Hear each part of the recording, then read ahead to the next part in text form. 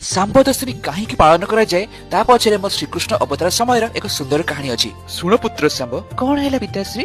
मु तुम माता जाम्बवती कक्षर किसी मुहूर्त बिताई आसुची। सेही समय रे एही कक्षर द्वार तुमे जगिक रहइबो। या भीतर को प्रवेश अनुमति काहाकू देबो नाही। आज्ञा पिताश्री।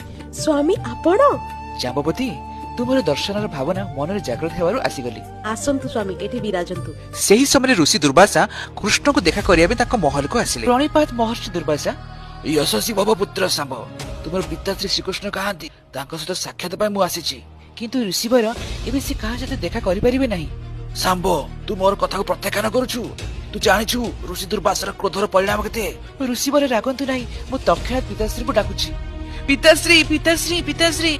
सांब, एकी अभद्रामी पिता माता को कक्ष को ए मुहूर्त एमिते आसती न पचारे की?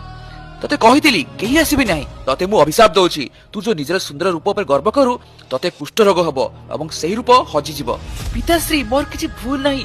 ऋषि दुर्वासा क्रोधान्वित होई मते अभिशाप देबको बसिथिले, कारण तांको मु आपनक दर्शन पाई बारण करथिली। ए हे मु कोन कली? चल ऋषि दुर्वासा पाखु जिवा।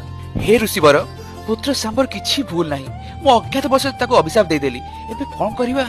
पुत्र सांब, तू मोर पितांक अभिशाप तो निश्चय पड़िबो, किंतु ताकू दूर करबाको हेले तुमको कोणार्क मंदिर सम्मुख रे 12 वर्ष धरी सूर्य को उपासना करबाको पड़िबो। श्रीकृष्ण को अभिशाप फड़िला एवं सांब कुष्ठ रोग पीड़ित हेले। तापरे सांब दुर्वासा ऋषि आदेश मानि कोणार्क मंदिर सम्मुख रे 12 वर्ष धरी सूर्य को उपासना कले एवं जेउ दिन कुष्ठ रोग से मुक्त हेले सेही दिन को सांब दशमी रूपे पालन करा जाय।